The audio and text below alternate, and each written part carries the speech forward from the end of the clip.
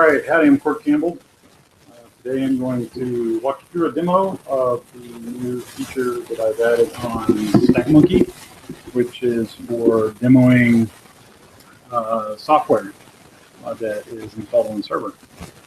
So what I'm going to do here is I'm going to jump over to a browser window.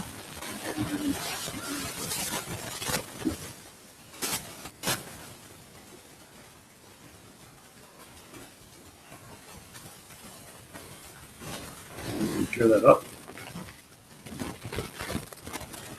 So been working on the StackMonkey site for about 4 months now, and gotten to the point where we can actually launch instances on the OpenStack clusters that are connected to the network.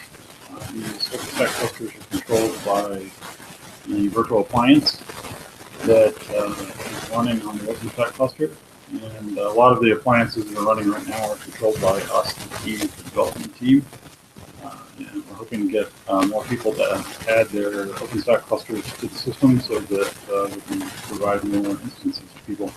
So to get started, we're going to click on the demo button in the page, and right now we have one demo software available, which is Splunk. This is the free version of Splunk. So what's going to happen here is you'll notice we're not logged in, and we're going to launch this with an SSH key. And what I'm going to do is I'm going to go into my terminal window, and I'm going to grab out my SSH key from my computer. And this is my public SSH key, so this is the one that you would use to log into a server, for example, with your public SSH key. I'm just going to copy that, and then I'm going to paste it right into the dialog box there, and I'm going to click on Reserve Instance.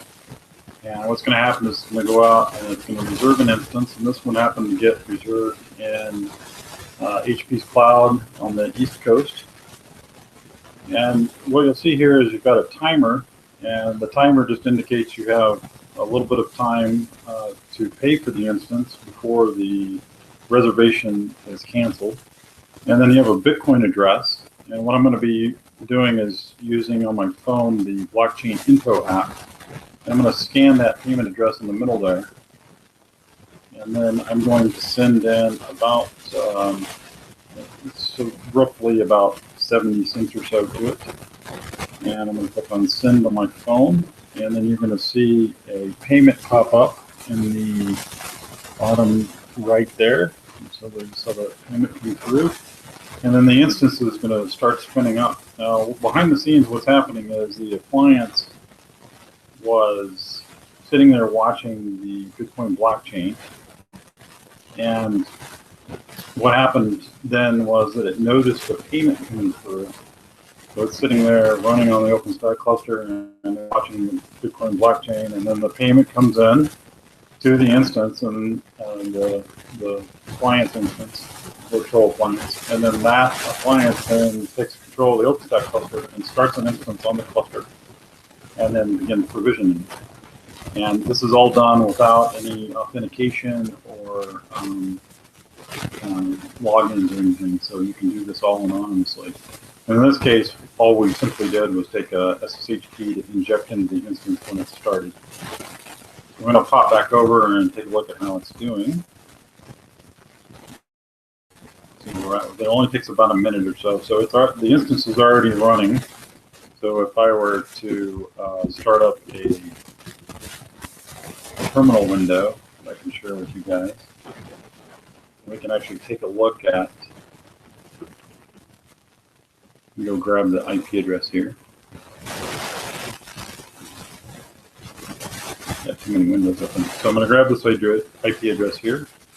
And then what I'm going to do is I'm going to share that terminal window with you. Find it. Oh, let's see my terminal in here. Let's see.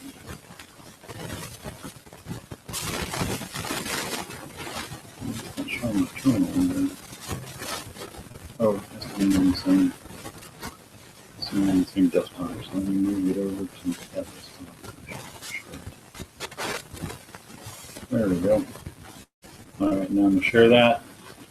And then I'm going to ping that IP address.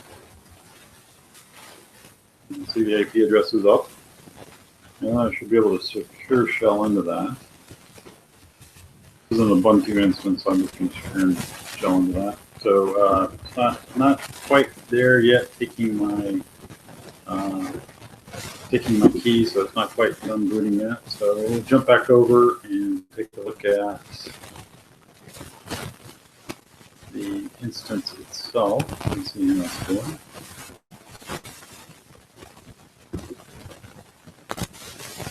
So it's still booting there. So as soon as that's done, we'll be able to get into it. So we'll just hang out for a second and wait on that. Actually takes about 2 minutes or so. It's been running for about 180 seconds or so, so that's about 3 minutes. As soon as that instance is up, the page will refresh.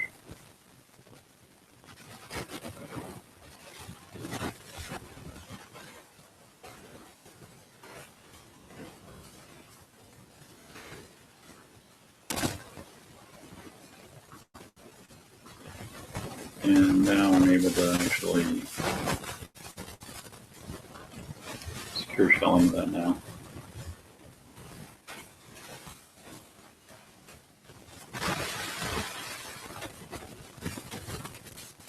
It'll take it a second because it's the first time I've logged into it, so it's got to generate some keys and stuff. This is a small instance. Actually, the Splunk instance is now running. My window's opened up, so let me just do a top real quick, and you can see Splunk's running.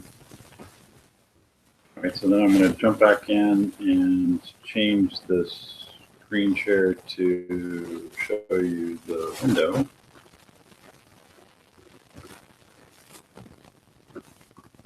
And here's what popped up. So we actually got the Splunk instance running. So we're going to type admin, change. Use the password, and we'll skip setting the new password, and then we're going to load up that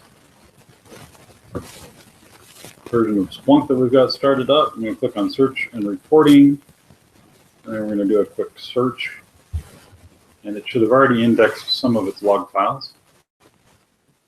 There you go. You can see that it's already indexing and up and running, and so it's actually a fully functional version of Splunk that we started in about 3 minutes using Bitcoin, no account necessary. Great way to demo a piece of software and actually let the user log in remotely to the server to play around with a piece of software for evaluation.